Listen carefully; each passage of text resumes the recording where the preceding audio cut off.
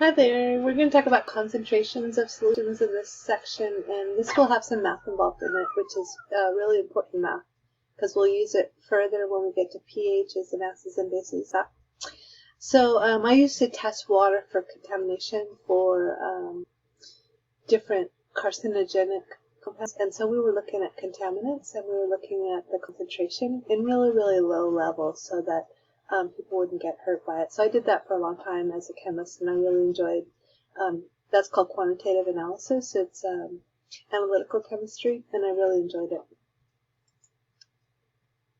So we're going to talk about how we talk about concentrations in solutions. So one way to talk about it is called molarity, and we use this a lot in chemistry. You're going to see this in labs that we do, and in the future, if you take more chemistry, you'll see molarity. So molarity is moles of a compound in liters of the total solution volume. So we're going to use moles in this, so we have to use moles again. And we have to use volume in liters for the whole solution. So we're talking about solutions. Remember, those are homogeneous. And concentration is how much solute have you dissolved in the solvent. A dilute solution has very little solute in that solvent. A concentrated one has a large amount of solute. And we're going to use molarity, and we're going to use the capital M for that. So get used to that, seeing that capital M. After a number, if you see a number and then capital M, it's moles divided by liters of solution. So this is the formula for it. We're going to have moles of solute, the thing we're dissolving, and then over how much liters of the solution you have. So this is a really important math equation formula that we're going to use in chemistry, and we use it a lot. So what we do is, say we want to make a 0.5 molar solution.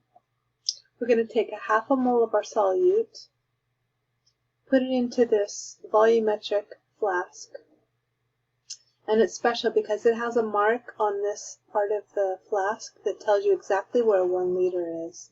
So you'll put the solute in there, you'll dissolve with distilled water. Most of the time we're going to use water as our solvent.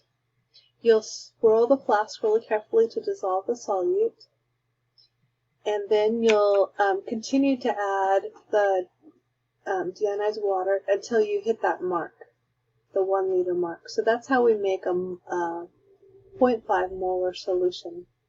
So it's always the moles of the solute. We figured that out by weighing it on the balance. And then we dissolve it till it fills up 1 liter. So say we have 0.9 grams of sodium chloride, and we make it in exactly 100 mils of solution. What is that molarity? So we know that we have 90 grams in 100 milliliters, and now we need to find the molarity. We figure out the molar mass off the periodic table. Sodium and chlorine, we add them together because there's only one, and we want to find molarity. So we're going to have to change grams to moles, and we're going to have to change this to liters. So 0.9 grams in 100 milliliters. We're going to change grams of sodium chloride to moles of sodium chloride. So we take the molar mass, put it there. And then we want to have this in 1 liter, not in milliliters. So we're going to get rid of the milliliters by converting to liters. And then we're going to find that that's 0.15 moles per liter. So try that in the calculator. Make sure that you can get that answer in there so you know how to do molarity. So here's another one to try. Glucose, you'd have to get this molar mass, change 36 grams to moles, and then divide by your 2 liters to get molarity.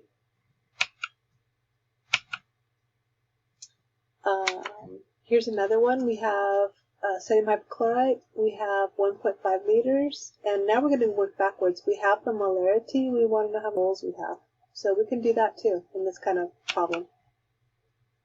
So we're going to kind of work backwards.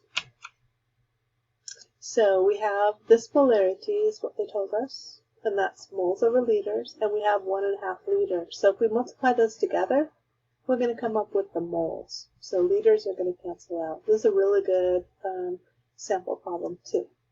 So try that one, see if you can get that answer. Here's another one to try. So see if you can figure out how many, you'd have to figure out how many moles first, and then you'd have to change to grams.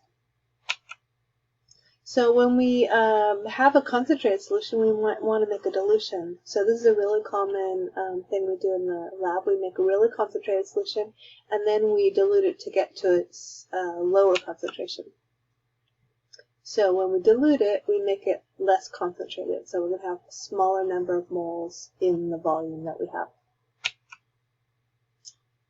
So when we dilute something, we're not changing the total number of moles in overall. We're just changing how much solvent is in there.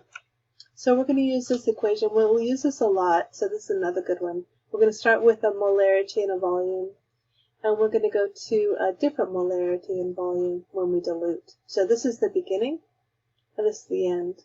We also use this equation for titration, so you'll use this on that titration lab that we do. So it's a really convenient formula. So if we have concentrated solution, we have solute, and we have solvent, and it's really concentrated. If we add more water, it's going to make it more dilute, and we'll have more solvent particles compared to solute. So we're making a dilution. So we want to make 100 milliliters of this molarity from a really concentrated solution. And so the person is going to take 20 ml pipette of the concentrated, transfer it to a 100 ml volumetric flask, and then add water to that. Carefully add water to that mark that's in the middle of that flask. So that's how we make a dilution. So we can measure volumes with a pipette, a flask, a graduated cylinder, or a burette, and you'll use that in your last lab. Very important, really convenient and precise way of measuring liquids. So how could we make a dilute solution if we have this and we need to make a much more dilute concentration? How are we going to do that? So we're going to use what we know. We have concentrated, and we want to get to dilute, and we want to make 100 mils of that. So how much of the concentrated do we need? We'll use this equation, and we're going to, they've rearranged the equation, but you can leave it like this and put in the numbers that you know. You can put M1 in there, M2, and V2, and solve for V1. So they rearrange the equation first. Remember, I don't like to do it that way, but you decide what's best for your brain. And then you're going to find that you'll need 20 milliliters of that. So this is a really convenient equation. We use it a lot in chemistry. So make sure you can use that one well. Try this one yourself. See if you can set it up. And then sometimes we use percent concentration. You'll see this in chemistry. I'm not going to test you on this, but it's useful in chemistry. In the future, you might need it in chem, so I'll just talk about it real quick. Just how much we can use volume or mass comparisons. It's a ratio of volume to volume or mass to mass. So you can do, this is called percent volume, volume of solute, volume of solution times 100%. So you might see that, like we're using a lot of alcohol now to sterilize and sanitize surfaces. So you'll see the higher the percent alcohol, the better off it is. So this is 91% volume. So there's some practice ones if you want, but I'm going to test you on these. And you can also have mass, grams over grams. So let's see how you do on your quiz here. So try this one, and then pause me if you need to. Look at the answers, the possibilities, and then here's the answer. So we always want 1 liter of total volume. Okay. So how could we make this? So you're going to have to pause me and figure out the molar mass of this and figure out the grams that you would need. So pause me, and then I'll give you the answer.